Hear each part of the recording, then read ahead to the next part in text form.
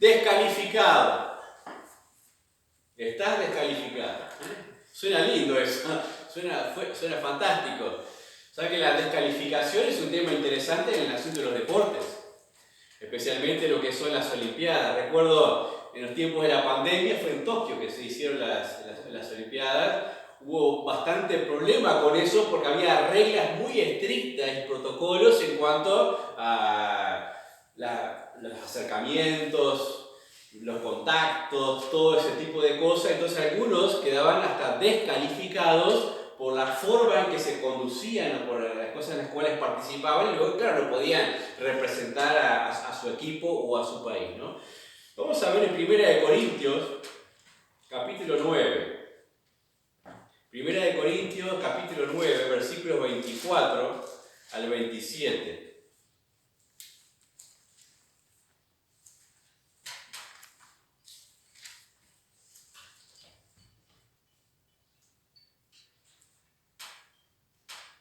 Primera de Corintios, capítulo 9, versículos 24 al 27.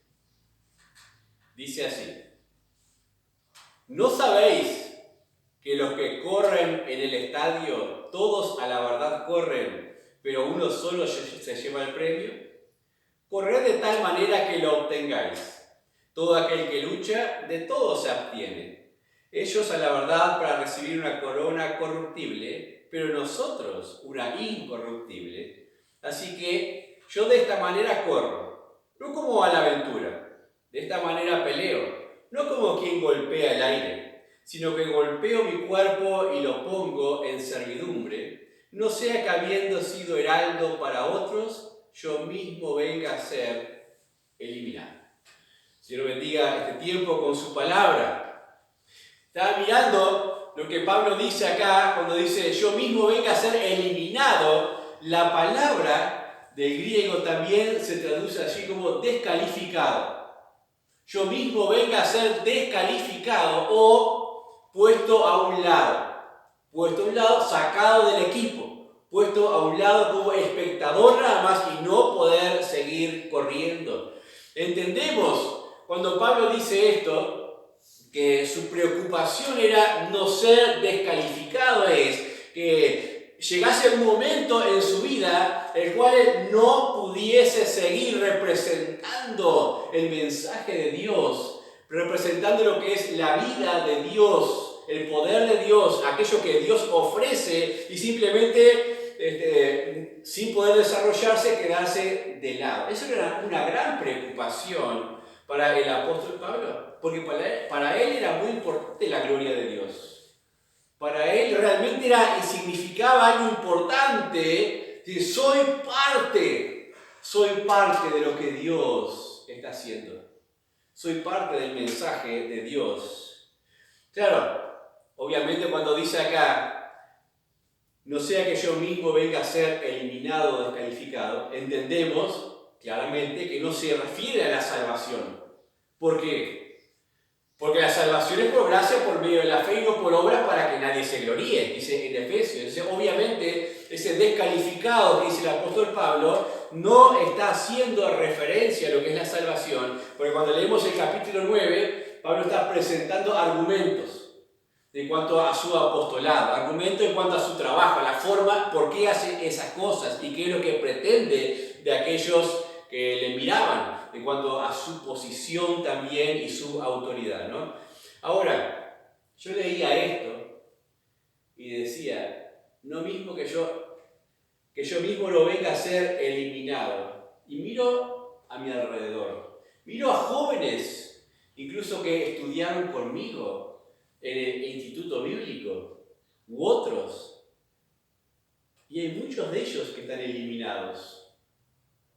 Hay muchos de ellos que ya no están corriendo. Es más, hay algunos que ni siquiera se están congregando. Se encuentran en esa. Es posible estar y llegar a esa condición de descalificados. Pero no es que no sean salvos. ¿No era la preocupación de Pablo esta? Porque el diablo es tan astuto que todavía puede a los mismos hijos de Dios dejarlos sentados por fuera de lo que es la obra de Dios. Y si puede hacer esto, realmente estará satisfecho y contento. Si alguien ha nacido de Dios, ha nacido de nuevo, es salvo y eso no se pierde. Pero hay salvos que no están corriendo. No dejan de hacerlo, pero no se puede contar con ellos para la obra de Dios. Dios no puede contar con ellos para la obra de Dios. Se convierten en eternos espectadores sin capacidad ni siquiera de levantar la bandera para animar al equipo. Así hay muchísimos cristianos en torno y alrededor de las iglesias. Contactos. Y esto es triste. Cuando miramos la participación de Uruguay en las Olimpiadas, en otros lugares, en comparación con la participación que tienen otros países en todas las categorías, decimos, qué poca participación olímpica tiene el Uruguay. Tiene, gracias a Dios, y buenos participantes también. Eso porque los remeros están haciendo un buen trabajo aquí en Uruguay. Pero uno dice que bueno sería tener participantes en todas las categorías. En todas las ramas del deporte.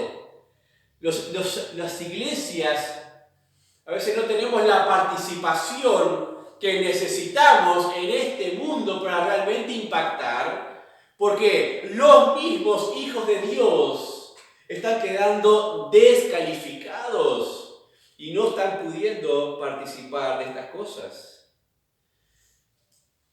Están los que dicen que Pablo se coloca esa presión encima. Dice, de poder recibir la corona incorruptible en los cielos. Yo pensaba un poquito. Todo lo que se recibe de los cielos es incorruptible. No hay nada corruptible en los cielos. Todo es incorruptible. Entonces, cuando Pablo está hablando de su vida, su trayectoria aquí, no solamente tiene su pensamiento en aquello que va a recibir en los cielos, incorruptible, porque si necesita decirlo, lo único que está haciendo es haciendo una comparación con lo presente, con aquello que reciben los corredores o los luchadores de su tiempo presente. Entonces lo que Pablo quiere reforzar con esto que dice es, quiero seguir en competencia aquí. Aquello corruptible que recibo es esa capacidad de seguir corriendo y el agrado de Dios. No como los otros que corren por las coronas terrenales. Descalificado o eliminado. Dice Pablo, yo quiero seguir siendo un atleta de la fe. Quiero poder seguir con mi vida siendo aquel que representa la vida que Dios puede dar. Eso quiero hacer yo, dice el apóstol Pablo. Eso era una pasión que se encendía en él. Miramos en los deportistas. Si un deportista no tiene pasión por el deporte, que ni compita. Si un jugador de fútbol, como decimos, no le pone ganas, entra a la cancha y se cuida las piernas o cosas así, que ni entra a la cancha a competir porque tiene que poner todo su entusiasmo, su pasión para poder estar en la cancha y ser parte de un equipo. Yo pregunto, ¿cómo ves tu vida en razón a la obra de Dios? ¿Cómo estás mirando tu vida en razón a la obra de Dios? ¿Saben que en la obra de Dios hay lugar para más corredores? En la obra de Dios hay lugar para más luchadores. Y eso me da ánimo.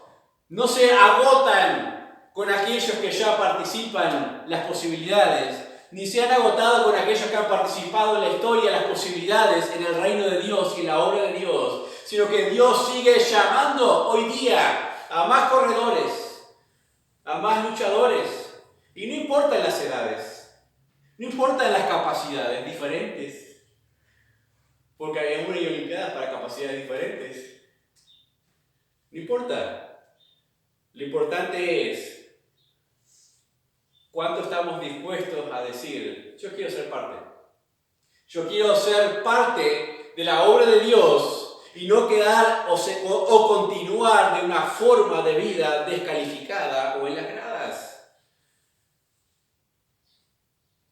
Es precioso lo que Dios ofrece. Es incorruptible. Pero a veces dedicamos nuestras vidas a lo que es corruptible nada más. A lo que es perecedero. Y eso no vale la pena. No vale la pena en ninguna manera. Si no has sentido el fuego en la sangre de decir, voy a poner mi esfuerzo para la obra de Dios, no tienes todavía idea de lo que es la vida cristiana en Dios. No tienes idea de lo que es. Si no te has levantado en la mañana, por lo menos alguna vez con ganas de conocer la palabra de Dios, con ganas de orar, con ganas de testificar, no tienes ni idea de lo que es la vida cristiana. No tienes idea. Y hasta que no te hagas esa idea, no le vas a tomar el sabor. No le vas a tomar el sabor. Me gustaría en esta mañana mirar solamente un aspecto de la descalificación. Y ya que el apóstol Pablo utiliza lo que es el deporte de la lucha y la carrera, que eran los típicos de aquellos momentos en los juegos hídmicos de Grecia, ¿no? Entonces, vamos a hablar de lo que son las reglas. Porque en todo deporte hay reglas. Si uno, la forma más común de ser descalificado es romper ¿qué? Las reglas. Si bien esto va en contra de mi dicho popular, yo siempre digo, las reglas están hechas para romperse. Eso siempre dije yo, las reglas están hechas para romperse, pero claro, hay otro aspecto que lo digo. Para poder romper una regla hay que conocerla primero. Para conocer una regla hay que practicarla. Y ver si realmente es buena o no es buena para poder romperla después, ¿no? En primer lugar entonces, vamos a hablar de la necesidad de las reglas. Suena espantoso la regla, ¿no? Suena algo tedioso, suena algo demasiado estructurado el pensar que tenemos que tener reglas para la vida cristiana. ¿Cómo es posible que necesitemos reglas para la vida cristiana? Pero yo les desafío que me digan ahora, o que piense el escucha del audio también ahora, algún aspecto, alguna cosa en la vida cotidiana, no en la vida cristiana, en la vida cotidiana que no lleve reglas. ¿Alguien puede pensar en alguna cosa que no lleve reglas? Sé que pensarlo así en el momento no es tan sencillo, pero después en su casa pueden volver a meditar, de pensar si hay algo que no lleve reglas. Por ejemplo, hacer el bien, ¿lleva reglas? Uno puede decir, no, hacer el bien se hace y ya está. No hay una regla para hacer el bien. Claro que siempre hay reglas, aún para hacer el bien. Porque todo lo que hacemos tiene que ser hecho para la gloria de Dios. Debe hacerse sin acepción de personas. Debe hacerse no por el orgullo personal. Y también hasta la Biblia establece las prioridades dentro de las formas de hacer el bien. Dice mayormente los de la familia de la fe, dice hacer el bien. O sea, hay reglas establecidas aún para eso que es hacer el bien. Hacer el bien. Pues ya sé algo que no necesita reglas. Amar. ¿Amar necesita reglas? Gálatas, capítulo 5. Gálatas, y después de Corintios, antes de Efesios, Gálatas 5, versículos 22 al 24. Dice así: mas el fruto del Espíritu es amor, gozo, paz, paciencia, benignidad, bondad, fe, mansedumbre, templanza. Contra tales cosas no hay ley. No hay ley. Pero los que son de Cristo han crucificado la carne con sus pasiones y deseos.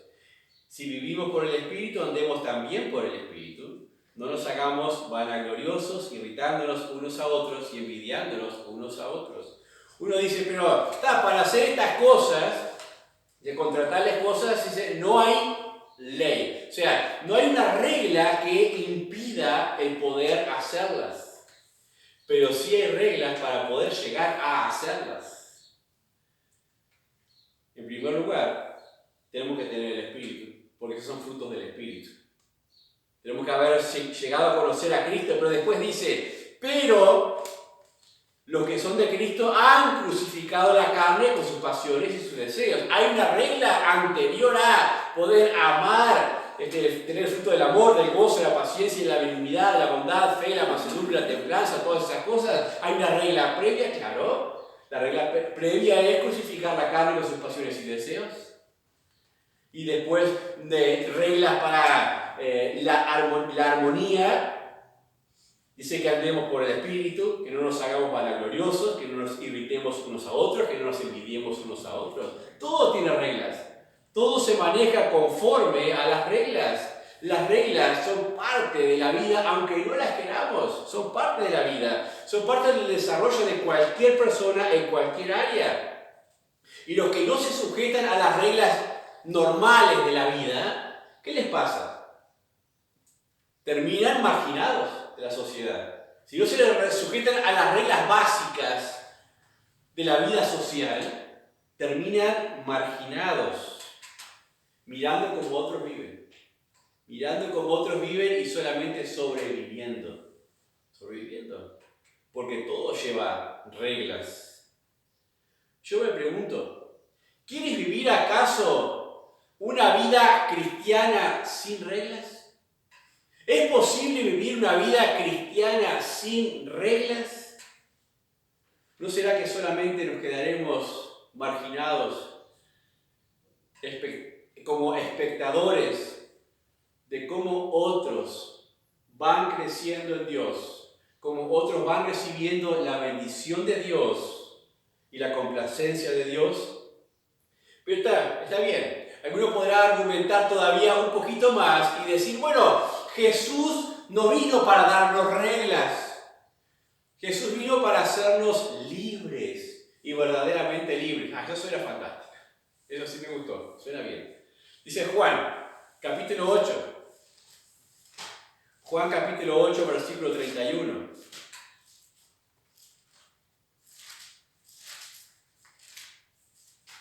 Juan 8, 31 y 32. Dijo entonces Jesús a los judíos que habían creído en él: si vosotros permanecéis en mi palabra, seréis verdaderamente mis discípulos, y conoceréis la verdad, y la verdad os hará libres. Nos gusta la parte que dice la verdad os hará libres, y podemos abrazar la Biblia y decir yo soy libre. Pero no vemos toda la parte anterior de todas las reglas que se preestablecen para poder realmente llegar a ser libres como el Señor Jesucristo quiere, sí, quiere que seamos verdaderamente libres en la gracia de Dios. Pero hay que leer las otras partes. A veces, como veíamos el domingo pasado, tenemos que luchar contra la mente rebelde. Renovar el entendimiento, luchar contra la mente rebelde, porque permanecer, dice, en la palabra, dice, si vosotros, y aquí hay un condicional, si vosotros permanecieres en mi palabra, seréis verdaderamente mis discípulos. Ese permanecer en la palabra, ¿qué es? Es hacer las consideraciones necesarias y sujetarse a las reglas, a los preceptos que Dios establece en cualquier orden de la vida, en cualquier orden que nos lleve a nosotros, tanto a los más pequeños como a los más grandes, en cualquier área de trabajo, de matrimonio, de familia, de sociales, de iglesia. Cuando leemos en las epístolas pastorales, en todas las áreas hay ordenanzas, hay mandamientos, hay preceptos que en cuanto los guardamos encontramos el bien de Dios. Encontramos que podemos llegar a ser sus discípulos. Y aun cuando dice ser discípulos es hacerlo, no solamente hacerlas a mi manera, sino hacerlos conforme a Cristo lo haría. Eso es ser discípulo también del mismo Señor Jesucristo. Solo Solo los que aman las reglas establecidas en la palabra de Dios como para ponerlas en práctica encontrarán una libertad verdadera en Dios para moverse, que les permitirá gozarse en cualquier situación también. Dice en el versículo ahí de Gálatas, que habíamos leído antes, en Gálatas 5:1, vuelvo para allí. Estad pues firmes en la libertad con que Cristo nos hizo libres y no estéis otra vez sujetos al yugo de la esclavitud. Claro, aquí en Gálatas está hablando en contraposición con las judaizantes, que eran muy de eso de las reglas, las restricciones y todo ese tipo de cosas para mantener dominio sobre aquellos que practicaban lo que era la religión. Dice, Cristo, yo no quiero esto. Yo no quiero que haya reglas para tener dominados a nadie. Quiero que verdaderamente las reglas le den la posibilidad de ser libres. Dice, estad pues firmes en la libertad. ¿Cuál era esa libertad? Era aquella enseñanza que él había traído. La del Evangelio, de la gracia de Dios, de la transformación de la vida, del nuevo nacimiento, de todas las cosas hechas nuevas. En esa libertad, dice, podéis ser libres de la esclavitud de una religión que solamente puede exigir 3 o 4 cosas y así conformar a un grupo de gente. ¿Por qué digo esto? Cuando hablo de las reglas para la vida cristiana, no hablo de marcar tarjetas. Si es ridículo pensar en una vida cristiana marcando tarjetas o cumpliendo mecánicamente 2 o 3 cosas que se ven aceptables o se consideran aceptables por algunos.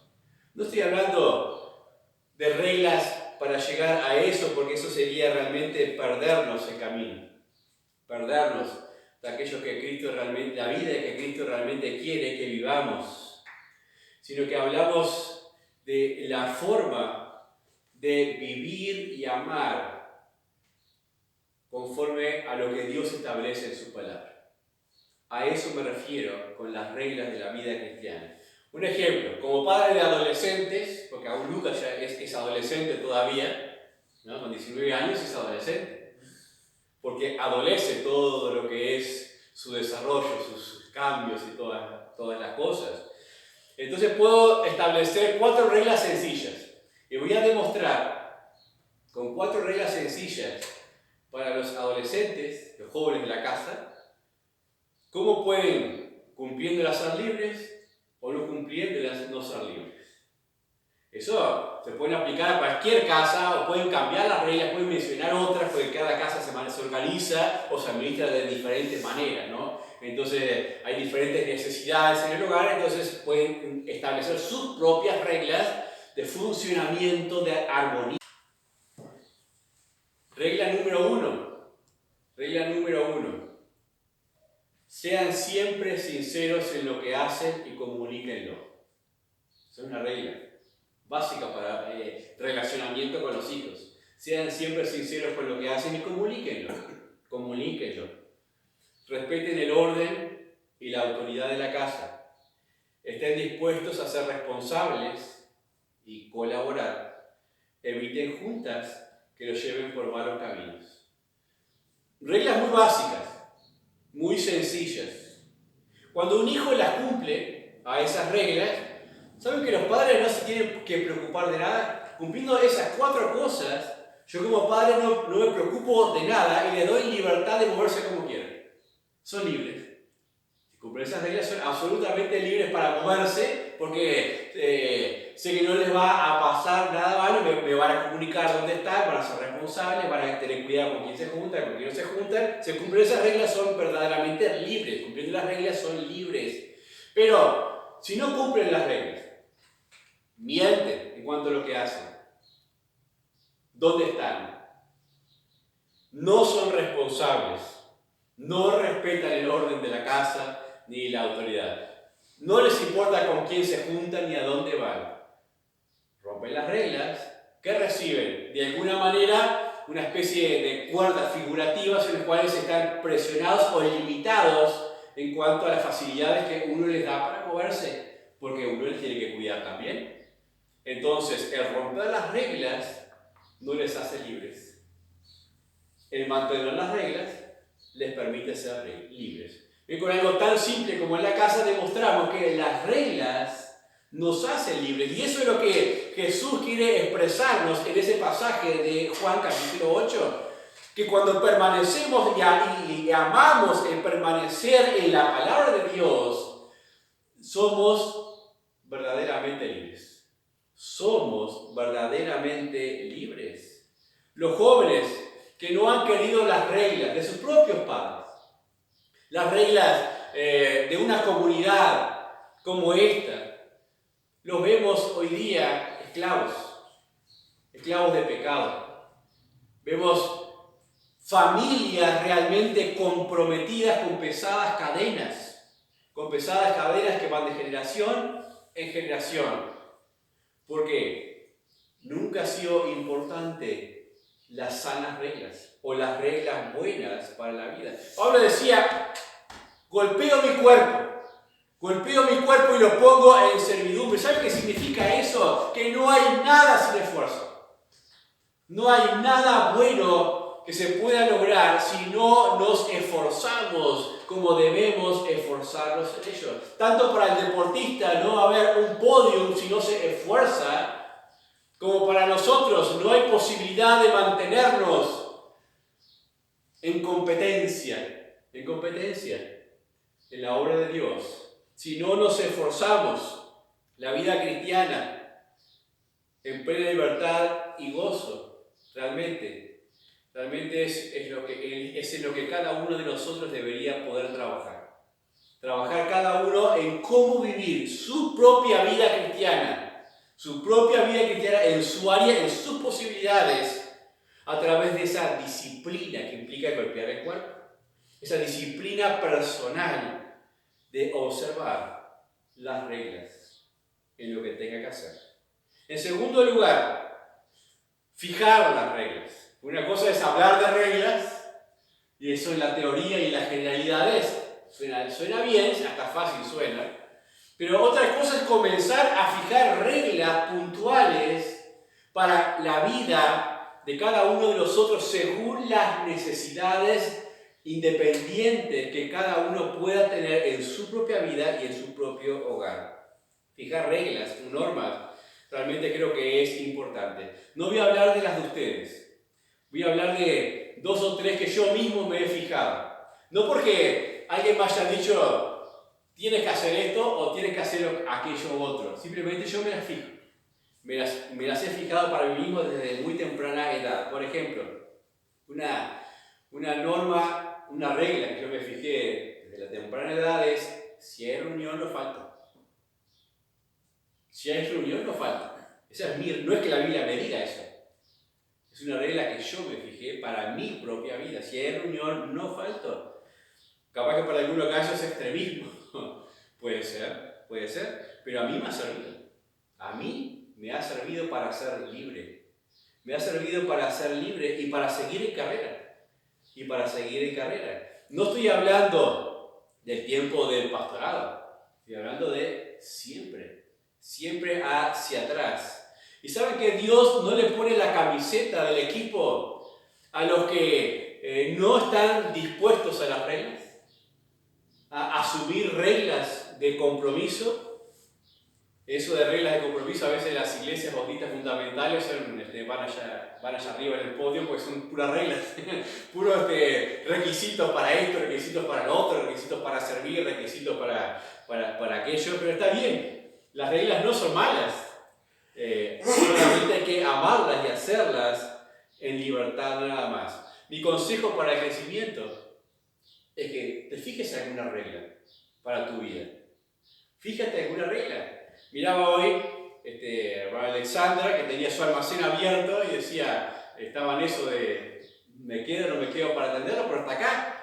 O sea, decidió cerrarlo. A veces una buena regla es decir, bueno, Dios es primero. Tomarlo. ¿Dios nos va a dejar a pie? No. En ninguna manera nos va a dejar a pie en esa forma. ¿Qué hacen las reglas? Las reglas me permiten marcar una dirección. Nada más. Las reglas me permiten marcar un sendero, una línea. Entonces, mientras yo las cumplo, aunque no sean de vida o muerte, yo las cumplo porque para mí son buenas, para mi vida son buenas, me permiten a mí mantenerme encursado en una misma dirección constante. Si no tengo reglas, un día hago una cosa, un día hago otra, y mi vida es un vaivén. Y nunca hay un rumbo fijo. Otra regla que me puse también desde la juventud, muy tempranamente, es de todos los ingresos, tengo que apartar lo que es de la adoración de Dios. Eso es una regla. Una regla que mi madre una vez nos dijo eso y nos enseñó. Ya, lo que es de Dios, y lo apartamos. Y desde entonces yo la he guardado y la he fijado. Otra regla, llegar siempre en hora. Ya. Para mí llegar puntual siempre fue llegar 15 minutos antes. Para algunos eso es impuntualidad porque llegaste mucho tiempo antes. Pero recuerdo, hasta mi casamiento llegué como media hora antes y no había nadie en la iglesia, en ningún lado, pero yo iba a llegar siempre en hora. Yo no llego tarde, no me gusta llegar tarde a ningún lado. Pero esas son reglas muy personales. Cada uno podrá fijar sus propias reglas, pero tiene que hacerlo. Tiene que haber orden en nuestro entendimiento y en nuestro corazón y capacidad para ir tomando ese tipo de determinaciones. En algún momento de la vida, tomar esas determinaciones y comenzar a guardarlas. Y van a ver que eso le va a permitir la constancia en el tiempo. Vamos a ver un ejemplo en el libro de Daniel. Libro de Daniel.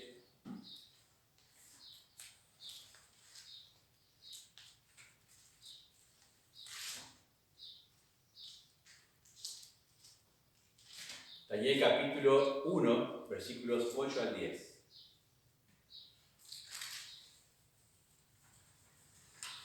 Vamos a ver cómo unos jóvenes comenzaron a ponerse reglas. Nadie les dijo que tenían que ponérselas. Se pusieron reglas para su vida. Daniel capítulo 1, versículos 8 al 10. Y Daniel propuso en su corazón no contaminarse con la porción de la comida del rey, ni con el vino que él bebía. Pidió por tanto al jefe de los eunucos que no se le obligase a contaminarse, y puso Dios a Daniel en gracia y en buena voluntad con el jefe de los eunucos. Y dijo el jefe de los eunucos a Daniel: temo a mi señor el rey, que señaló vuestra comida y vuestra bebida, pues luego que él vea vuestros rostros más pálidos que los de los muchachos que son semejantes a vosotros, condenaréis para con el rey mi cabeza. Entonces dijo Daniel a Melzar, y le dijo: bueno, si después pasa así, en unos días, bueno, haremos como tú dices, pero permítenos tener esta instancia. Después llegamos al versículo 18, pasados pues los días, al fin de los cuales había dicho el rey que los trajesen, el jefe de los eunucos los trajo delante de Nabucodonosor. Y el rey habló con ellos, y no fueron hallados entre todos ellos otros como Daniel, Ananías, Misael y Azarías. Así pues, estuvieron delante del rey. En todo asunto de sabiduría e inteligencia que el rey le consultó, los halló 10 veces mejores que todos los magos y astrólogos que había en todo su reino. Y continuó Daniel hasta el año primero del rey Ciro. Alguien le dijo a Daniel: bueno, fueron sacados de su tierra, llevados cautivos a Babilonia, cultura totalmente diferente. Estos jóvenes que iban a ser aprovechados por jóvenes de palacios, jóvenes cultos, aprovechados para instruirlos en las leyes de los caldeos, para ser usados en la corte del rey, ¿no? Nadie le ha dicho, no había nadie que estuviera sobre ellos mirándolos a ver qué van a hacer, qué no van a hacer, pero dijeron: vamos a poner nuestras propias reglas conforme a nuestro amor a Dios, aquel conocimiento que tenemos, y dijeron: no nos vamos a contaminar. Propusieron, dice, en su corazón no contaminarse con la porción de la comida del rey. Eso es una regla que se preestablecieron ellos. ¿Y qué resultó de esa regla? Dios los bendijo. Dios los bendijo por esa disposición, ese dominio propio que ellos tuvieron. Las reglas en cuanto a las contaminaciones. O como vimos el domingo pasado, Romanos capítulo 12, no os conforméis a este siglo. Hay reglas que tenemos que ponernos para no conformarnos a este siglo. Una regla básica en nuestra casa: no se escucha cualquier música. Eso es una regla.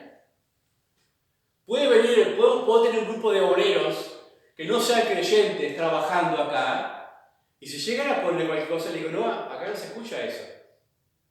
Puedo tener una visita que sea atea, que diga, la tengo que recibir para dormir en la casa. La regla de la casa es, todo el que se queda acá participa en las reuniones. Esa es la regla. Hay reglas que se preestablecen y tenemos que ser fieles a ellas. Daniel capítulo 6, versículo 10. Cuando Daniel supo que el edicto había sido firmado, entró a su casa y, abiertas las ventanas de su cámara, que daban hacia Jerusalén, se arrodillaba 3 veces al día y oraba y daba gracias delante de su Dios, como lo solía hacer antes. Daniel tenía una regla ya prefijada, como lo solía hacer antes. Tenía un hábito, diríamos, de determinadas horas en el día, tener su tiempo de oración mirando hacia Jerusalén, porque él también entendía que el tiempo de la cautividad era limitado y Dios simplemente estaba tratando con su pueblo en juicio por esos 70 años. Daniel siempre oraba, pero surgió otra regla. La regla decía, no puedes hacerlo, un edicto, no puedes orar más a tu Dios. ¿Y Daniel qué hizo? ¿A qué regla voy a ser fiel? ¿Le pasaba algo a su fe si por unos días no oraba? No, él iba a seguir con su fe. No iba a cambiar de Dios por no orar por unos días o abrir su ventana. Pero la disposición a seguir las reglas es lo que lo pone a la cabeza en el equipo de Dios. Lo pone a la cabeza en la carrera, liderando como lo hizo, como un gran profeta de sus tiempos para Dios, y como Dios después le dio un montón de visiones de cosas futuras después de estas cosas, que son maravillosas, incluso de los imperios, de la sucesión de los imperios, de las cosas del fin de los tiempos, de las 70 semanas, de la tribulación, tantas cosas que han sido a veces un enigma para muchos, pero preciosas en cuanto a cifras, porque cuando uno hace las cuentas incluso de los días, los años, realmente hasta prefija exactamente el tiempo en años de que iba a venir el Señor Jesucristo, su primera venida y su muerte, en aquella profecía de las 70 semanas. Dios le usó, pero él tenía reglas fijas para su vida y para la devoción. ¿Tienes reglas fijas para tu devoción para con Dios? O cuando se pintó nada más, o cuando me cayó bien, ¿qué hago hoy? Bueno, a ver, voy a abrir la Biblia acá que me dice y leo acá, qué interesante, qué bueno. Eso no es tener una regla para la devoción. Tenemos que ponernos reglas, si no, no vamos a crecer en nuestra devoción para con Dios. Es más, les digo, si no tenemos reglas fijas para nuestra devoción para con Dios, van a ser muchas más las veces que no tengamos devoción a las que las tengamos. Si no fijamos las reglas y nos comprometemos con ellas. Yo no les puedo decir qué reglas ponerle en ese aspecto, porque están en sus casas, no sé sus horarios, no sé sus hábitos, pero cada uno los conoce y sabe qué tiempo puede apartar para tener esa hora con Dios, esa devoción, ese tiempo de oración, ese tiempo de meditación. Todos, incluso yo también puedo seguir añadiendo un montón de reglas en mi vida. Y debo considerarlas, pero debemos asumirlas y amarlas, porque esa disciplina nos permite ser del grupo de los vencedores. Del grupo de los vencedores. Y por último, no descuides las reglas. Las fijamos, sabemos que son necesarias.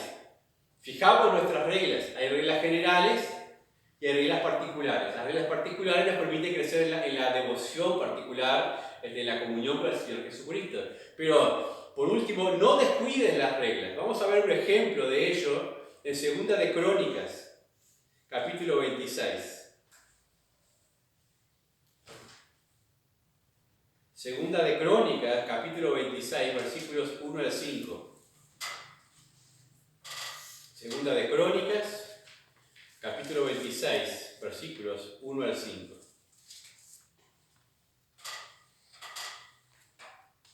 Dice así: también fueron distribuidos los porteros de los coreitas. Hasta en Primera de Crónicas, pero eso no me sonaba. No. Perdón. Segunda de Crónicas, capítulo 26, versículos 1 al 5, dice: entonces todo el pueblo de Judá tomó a Uzías, el cual tenía 16 años de edad, y lo pusieron por rey en lugar de Amasías, su padre. Uzías edificó Elot y la restituyó a Judá después que el rey Amasías durmió con sus padres. De 16 años era Uzías cuando comenzó a reinar, y 52 años reinó en Jerusalén. El nombre de su madre fue Jecolías de Jerusalén, e hizo lo recto ante los ojos de Jehová conforme a todas las cosas que había hecho Amasías su padre, y persistió en buscar a Dios en los días de Zacarías, entendido en visiones de Dios, y en los días en que buscó a Jehová, él le prosperó. Y el versículo 15 al 21 dice: e hizo en Jerusalén máquinas inventadas por ingenieros para que estuviesen en las torres y en los baluartes para arrojar saetas y grandes piedras. Está hablando de ese estilo ballestas y catapultas, ¿no? Y su fama se extendió lejos, porque fue ayudado maravillosamente hasta hacerse poderoso. Mas cuando ya era fuerte, su corazón se enalteció para su ruina, porque se rebeló contra Jehová su Dios, entrando en el templo de Jehová para quemar incienso en el altar del incienso. Y entró tras él el sacerdote Azarías, y con él 80 sacerdotes de Jehová, varones valientes. Y se pusieron contra el rey Uzías, y le dijeron: no te corresponde a ti, oh Uzías, el quemar incienso a Jehová, sino a los sacerdotes, hijos de Aarón, que son consagrados para quemarlo. Sal del santuario, porque has prevaricado, y no te será para gloria delante de Jehová Dios. Entonces Uzías, teniendo en la mano el incensario para ofrecer incienso, se llenó de ira, y en su ira contra los sacerdotes, la lepra le brotó en la frente delante de los sacerdotes en la casa de Jehová, junto al altar del incienso.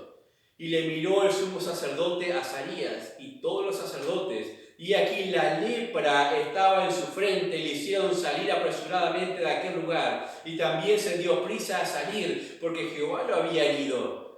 Así el rey Uzías fue leproso hasta el día de su muerte, y habitó leproso en una casa apartada, por lo cual fue excluido de la casa de Jehová. Y Jotam su hijo tuvo cargo de la casa real, gobernando al pueblo de la tierra. Tenemos el rey Uzías, un ejemplo bastante conocido también. ¿Saben qué? Les voy a decir algo. Se puede ser grande un tiempo a los ojos de Dios y en la obra de Dios y terminar siendo descalificado. ¿Se puede? ¿Ese era el temor de Pablo? Yo no quiero terminar así, dice Pablo, pero se puede ser. Y Pablo, lo vemos aquí en la historia del rey Uzías, fue realmente importantísimo para la historia de Judá. Y cómo Dios lo prosperó a este hombre y terminó descalificado. Dice: hizo lo recto ante los ojos de Jehová, los primeros versículos, conforme a todas las cosas que había hecho Amasías su padre. Cuando dice conforme a todas las cosas que había hecho Amasías su padre, entiendo que hay ahí una comunicación de procederes. Una comunicación de reglas, de formas, de línea, de pensamiento, de hacer, de actuar, conforme a su Padre. Había reglas para una vida delante de Dios y Él las toma y las lleva y las pone en práctica. ¿Sabe que las reglas no solamente nos afirman a nosotros delante de Dios, sino además dejan esquemas que son útiles para los que vienen detrás de nosotros, para nuestras descendencias, para las siguientes generaciones? Cuando logramos dejar reglas preestablecidas y que dejamos el testimonio de que además fueron buenas para nuestra vida, para nuestra familia, para la iglesia también, cuando se establecen reglas de comunidad, las futuras generaciones pueden tomarlas y abrazarlas, porque ya ha sido comprobado que Dios bendice esa forma de ser. Los hijos de los creyentes, cuando reciben las reglas o con la comunicación de las reglas que vieron en sus padres y estos las respetaron y las amaron en relación al camino de Dios, tienen dónde apoyarse el día de mañana. Pero si como nosotros como padres no tenemos esas reglas fijas o marcadas de fidelidad a Dios, que nos han permitido seguir en la constancia, nuestros hijos van a ser inconstantes en el ánimo de su fe, si llegan a abrazar la fe. Dice en el versículo 5 que persistió en buscar a Dios. No solamente el buscar a Dios era un deseo por la comunicación que había recibido de su padre, no, persistió en buscar a Dios. O sea, se disciplinó, golpeó su cuerpo, su vida, la sujetó de las formas que pudo para poder andar en esa búsqueda de Dios. Cuando abrazamos, debemos abrazar aquello que Dios ama. Abrazarlo y ponerlo en práctica. Esa es una linda regla para la vida de cada uno de nosotros. Pero este hombre, este rey que llegó a ser realmente, dice, fue ayudado maravillosamente por Dios. Le ayudó hasta con aquellos que estaban alrededor de él, con los ingenieros que le ayudaron con el armamento para defender las ciudades y todas estas cosas, con el ejército, con las riquezas, con todo lo demás. O sea, a pesar de eso dice que descuidó las reglas. Leíamos en el versículo 16, mas cuando ya fue fuerte su corazón se enalteció para su ruina, porque se rebeló contra Jehová su Dios. ¿En qué forma se rebeló contra Jehová su Dios? Rompiendo las reglas. Rompiendo las reglas que estaban fijadas por Dios mismo. ¿Recuerdan el domingo pasado veíamos algo de la renovación de nuestro entendimiento? Debemos renovar ese entendimiento de independencia de Dios. Debemos ser siempre dependientes de Él en todas las cosas. Pero aquí Él se hizo tan fuerte y miró a su alrededor y dijo, todo lo que tengo, lo que he logrado, y ya somos casi invencibles. Se independizó de Dios. Se independizó en su mente y su corazón de Dios. Mientras dependía de Dios, prosperaba. Pero la independencia de Dios le llevó a la desobediencia. A la desobediencia. Rompió las reglas cruciales, nada más y nada menos que la adoración en el templo de Dios. Solamente los sacerdotes podían quemar incienso. Pero él era rey. Él estaba acá arriba en cuanto a autoridad. ¿Cómo que no podía? Él decía, bueno, tengo ganas de adorar a Dios quemando el incienso en el templo, voy, entro y adoro quemando el incienso en el templo de Dios. Realmente necesitaron mucho valor, como dice acá, aquellos 80 sacerdotes, valores valientes. Porque el rey podía llamar a su ejército, miren, esto está contra mí, ejecútenlos, sáquenlos de aquí. No, eran valientes porque ellos dijeron, lo de Dios es tan importante, la obediencia a Dios es tan importante, mucho más que nuestras propias vidas. Y esta es nuestra responsabilidad aquí en este templo. Y fueron a confrontar a este rey. Dios no le había hecho sacerdote, Dios le había hecho rey. No era poca cosa que Dios le hiciera rey. Pero aún así no se conformó con ese llamado a ser rey y fue a quemar el incienso. Como les decía, esto se parece mucho al orden las iglesias bautistas fundamentales, ¿no? Cada uno en lo suyo, y tiene que estar calificado todavía para hacer lo suyo, porque aún si yo hiciera algunas cosas que no son conformes a la palabra de Dios, quedo descalificado y usted tiene la responsabilidad de decirme, no, estás descalificado para seguir siendo pastor. Es vuestra responsabilidad de poder notarlo también de esa manera. Las reglas son importantes. Azarías, el sacerdote, y esos 80 hombres fueron a detenerlo. Dijeron, no te corresponde a ti. No te corresponde a ti. Pero, claro, el no seguir las reglas a veces conlleva también un orgullo personal y rebeldía. Claro que no se iba a dejar así nomás imponer el rey delante de aquellos sacerdotes. Entonces se enojó. Tomó el incensario y se llenó de ira contra aquellos que venían contra él. Y automáticamente, ¿qué pasó? La lepra empezó a brotar por su frente para llenarse luego de lepra. Claro que Dios le iba a juzgar. Y Dios cuidó también a aquellos sacerdotes. Y termina siendo segregado del mismo pueblo, descalificado, diría yo. Terminó descalificado para el trono, descalificado como líder y descalificado aún como para ser un ciudadano común, porque quedó en aquella casa aislado, ¿no? Qué triste. Había estado allá arriba, recibiendo la bendición de Dios, terminó descalificado y no pudo terminar la carrera. No pudo terminar la carrera que tenía por delante. Acabó como leproso los días de su vida. Su ministerio, su relación con el Señor, todo comprometido por no guardar una regla. Una regla en cuanto al sistema de la adoración, que le llevó a la desobediencia. En conclusión, entonces, las reglas, cualquier regla, nos permite mantenernos enfocados.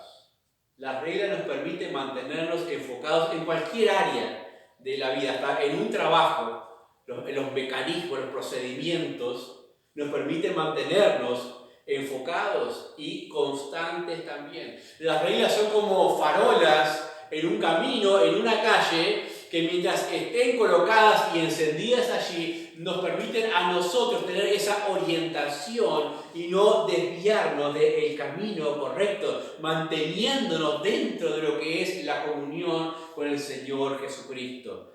Jesús dijo en Mateo 16:24, si alguno quiere venir en pos de mí, niéguese a sí mismo, tome su cruz y sígame. Ahí vemos disciplina. Negarse a sí mismo. Eso, negarse a sí mismo es cambiar absolutamente la mente, renovarla, transformarla, cambiar la forma de pensar y de concebir las cosas que hacemos, asumiendo nuevos estándares, nuevas reglas, nuevas formas para las cosas que hacemos en la vida cotidiana. Eso significa negarse a sí mismo, sujetarse a las disposiciones de la palabra de Dios. Y cuando estas sean contrarias a las formas en que yo me acostumbraba a hacerlas, entonces ahí viene el aspecto de la negación. ¿Quiero seguir a Jesús? ¿Quiero ser un atleta? ¿Quiero ser parte de la obra de Dios? ¿Quiero estar en aquello que comprometido en aquello que Dios quiere hacer a mi alrededor? Bueno, hay que hacer sacrificios también para ello.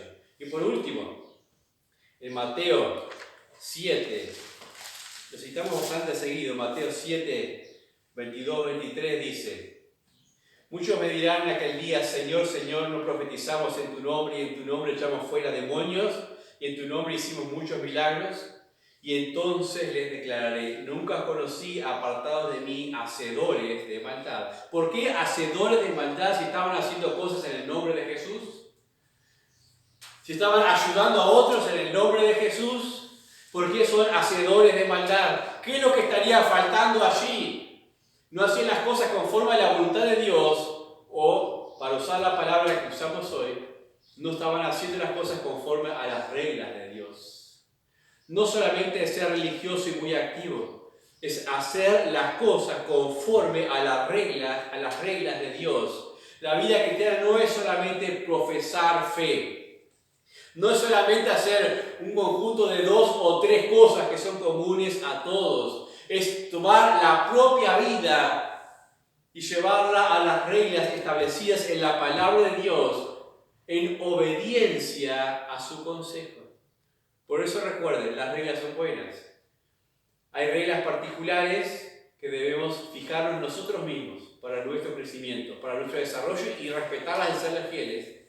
Y luego tener cuidado de no romper las reglas establecidas en la palabra de Dios. Vamos a orar.